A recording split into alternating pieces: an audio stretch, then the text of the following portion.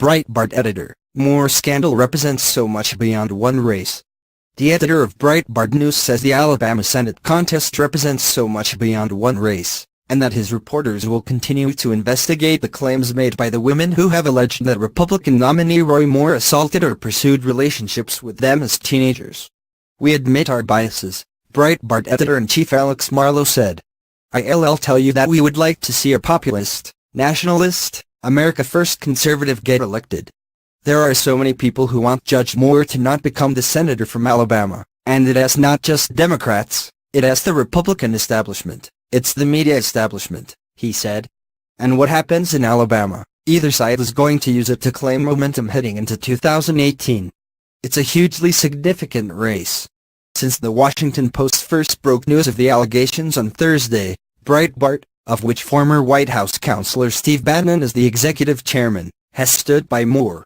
The site published a story with Moore's denial before the Post even put out its original story. Its headlines have cast doubts on the Post's motivations and focused on how its editorial page, which is unrelated to its news coverage, endorsed Moore's opponent.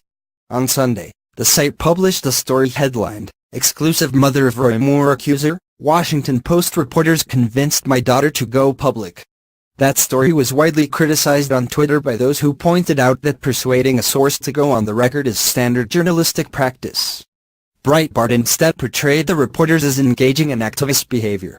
Marlow defended the story, alleging the Post has an agenda against Moore, and coordinated the accuser's stories. Breitbart has gone to such lengths to defend Moore that some of its writers have even declined to pass judgment on a man in his 30s having a relationship with a teenager. Marlow contended that some of Moore's accusers were above Alabama's legal age of consent, 16. "That is not my personal preference," he said. "I met my wife when we were in high school and I haven't dated anyone since then, so that's not how I am wired, but I'm not here to cast judgment on things that are legal." Over the weekend, Axios reported that Breitbart was sending 2 reporters to Alabama to attempt to further discredit the Post. Asked whether he had dispatched the reporters, Matt Boyle and Aaron Klein, to Alabama specifically to discredit the Post's reporting, Marlow demurred, but made clear that he had doubts about the Post's story, which cited 4 women on the record making allegations against Moore. "That is Axios' wording. If they happen to discredit it, that's fine," Marlow said. "We're down there to get the story, to get the truth about what is happening. We're naturally very skeptical of the Washington Post. The timing of it is so suspicious, and again we certainly believe the Washington Post has an agenda." They endorsed Judge Moore's opponent Doug Jones. "There's so much intrigue and interest on this story, it makes sense for us to dedicate resources to it," Marlow said. "We sent 2 reporters. It seems like, given the amount of attention that this is getting, now that I'm thinking about it, maybe I should have sent a 3rd reporter." Marlow accused the Post of influencing the women's accusations against Moore, though there is no evidence of the paper having done so, and the women's accounts have been corroborated by other news organizations. The Breitbart editor-in-chief saw a conspiracy encompassing the Post and the Republican establishment, aimed at undermining the movement which Bannon and Breitbart have led. "I don't think the Washington Post, the Republican establishment, in this effort to try to take out Roy Moore, I don't think this is about protecting young women. I don't think it's about sexual assault. I think this is about trying to destroy the career of Roy Moore to stop the momentum of the anti-establishment, America First populist nationalist moment that's taking place largely within the Republican Party," he said.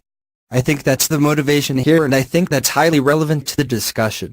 The Post declined to comment, though its story on Moore stipulated that its reporters had started looking into Moore's history with teenagers only because of rumors they had picked up working on a different story.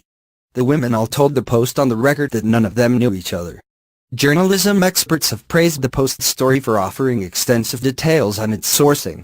Speaking earlier in the day to Politico, Bill Grueskin, a Columbia School of Journalism professor who previously served as one of the Wall Street Journal's top editors, said it was like the reporters had this checklist of how people try to disparage or diminish a story about a politician, Grueskin said, and checked off each one to make sure it wouldn't apply in this case.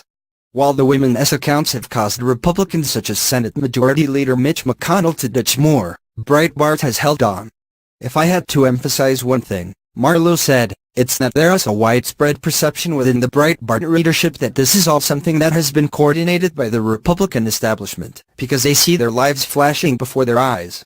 He said he did not have proof, but speculated about coordination between the Post and the GOP.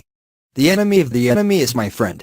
They both want Judge Moore to lose, so they were happy to work together, he said. It seemed as if Breitbart's coverage of Monday's accusations by Beverly